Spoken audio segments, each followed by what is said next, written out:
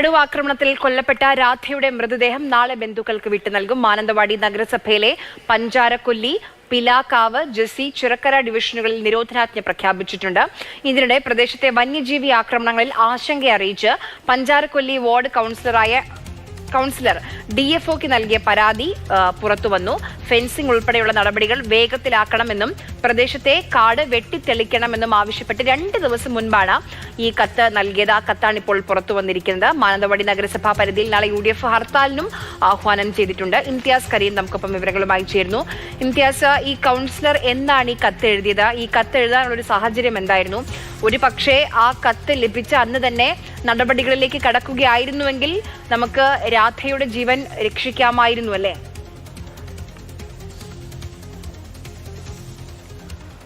ആര്യ, തീർച്ചയായിട്ടും ഈ കത്തിന്റെ കാര്യം പറയുമ്പോൾ വയനാട്ടിൽ പല തവണയായിട്ട് ഈ വന്യജീവി ആക്രമണം രൂക്ഷമാണ് എന്നുള്ള തരത്തിൽ DFOക്ക് പലതവണ പരാതി നൽകിയതായിട്ട് നമ്മൾ നേരത്തെ ഇവിടെ കടുവ ഇറങ്ങിയ സമയത്തും ആന വന്ന സമയത്തൊക്കെ നമുക്ക് ബോധ്യപ്പെട്ട കാര്യമാണ്. ഇതിപ്പോൾ ഇക്കഴിഞ്ഞ 22-ാം തീയതിയാണ് മാനന്തവാടി നഗരസഭയിലെ ആരോഗ്യ സ്റ്റാൻഡിംഗ് കമ്മിറ്റി ചെയർമാനായിട്ടുള്ള പാത്തുമ്മ എന്ന വ്യക്തി DFOക്ക് ഇത്തരത്തിലൊരു പരാതി നൽകിയിരുന്നത്.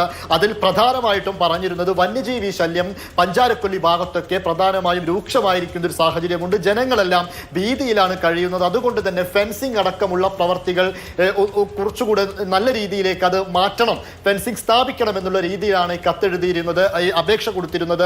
അതാണ് ഇപ്പോൾ പുറത്തു വന്നിരിക്കുന്നത്. ഈ സാഹചര്യത്തിൽ ഇതിനപ്പുറം ഇപ്പോൾ നേരത്തെ തന്നെ, അതായത് ഇന്ന് വൈകിട്ട് UDFന്റെ നേതൃത്വത്തിൽ നോർത്ത് DFO ഓഫീസിലേക്ക് ഒരു മാർച്ചൊക്കെ നടത്തുന്ന സാഹചര്യം ഉണ്ടായിരുന്നു. ആ മാർച്ചിന് ശേഷം നാളെ രാവിലെ 6 മുതൽ വൈകിട്ട് 6 വരെ മാനന്തവാടി നഗരസഭയിൽ ഒരു ഹർത്താലും UDF ഇപ്പോൾ പ്രഖ്യാപിച്ചിട്ടുണ്ട്. നാളത്തെ ഒരു സാഹചര്യം മാനന്തവാടി നഗരസഭയിൽ ഹർത്താലായിരിക്കും എന്നുള്ളതാണ്.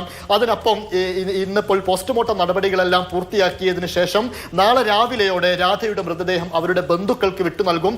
ഉടനെ തന്നെ അത് അവിടെ തന്നെ സംസ്കരിക്കുന്ന ഒരു രീതിയിലാണ് ഇപ്പോൾ കാര്യങ്ങളെല്ലാം സജ്ജീകരിച്ചിരിക്കുന്നത്. അതിനപ്പുറം നാളെ ഏറ്റവും പ്രധാനപ്പെട്ട ഒരു ദൗത്യം എന്ന് പറയുന്നത് ഇവരെ ആക്രമിച്ച കടുവയെ കണ്ടെത്തുക. കടുവയെ പിടികൂടാനുള്ള കൂടൊക്കെ സജ്ജമാണ്. അതെല്ലാം നേരത്തെ തന്നെ ഇന്ന് വൈകിട്ടോട് തന്നെ ആ കൂടെല്ലാം സജ്ജമാക്കിയിട്ടുണ്ട്. ആ കടുവയെ ഏതു വിധേനയും കൂട്ടിലെത്തിക്കുക എന്ന ഒരു പ്രധാനപ്പെട്ട ദൗത്യമാണ് വനം വകുപ്പ് ഉദ്യോഗസ്ഥരുടെ മുൻപിലുള്ളത്. അങ്ങനെ ആ തരത്തിൽ കൂട്ടിലേക്കൊന്നും കയറുന്ന ഒരു സാഹചര്യമില്ലെങ്കിൽ നാളെ അരുൺ സക്രിയയുടെ നേതൃത്വത്തിലുള്ള ഒരു മയക്കുവെടി സംഘം ഇങ്ങോട്ടേക്ക് എത്തുന്നുണ്ട്.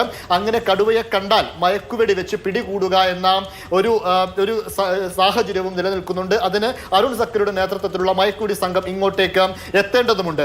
അതിനോടൊപ്പം തന്നെ എടുത്തു പറയേണ്ട ഒരു കാര്യം, ഇത്തരത്തിൽ ഈ 11 ലക്ഷം രൂപ ഇവരുടെ കുടുംബത്തിന് ധനസഹായമായി പ്രഖ്യാപിക്കുമ്പോൾ പോലും ജനരോഷം കെട്ടടങ്ങുന്നില്ല. ജനരോഷം ആ രീതിയിൽ തന്നെ ഇപ്പോഴും ഈ പ്രദേശത്ത് നിലനിൽക്കുന്നുണ്ട് എന്ന് തന്നെ വേണം മനസ്സിലാക്കാൻ. കാരണം നമ്മൾ ഈ ഒരു സംഭവം മാത്രമല്ല, കഴിഞ്ഞ ഒരാഴ്ച മുൻപാണ് ഒരു കടുവ ഇറങ്ങിക്കൊണ്ട് ആടുകളെ 4ഓളം പലരുടെയും ഉപജീവന മാർഗമായിരുന്ന ആടുകളെ കടിച്ചുകൊന്ന് ഒരു കടുവ വലിയ രീതിയിൽ ഭീതി സൃഷ്ടിച്ച ഒരു സാഹചര്യം വയനാട്ടിൽ ഉണ്ടായിരുന്നത്.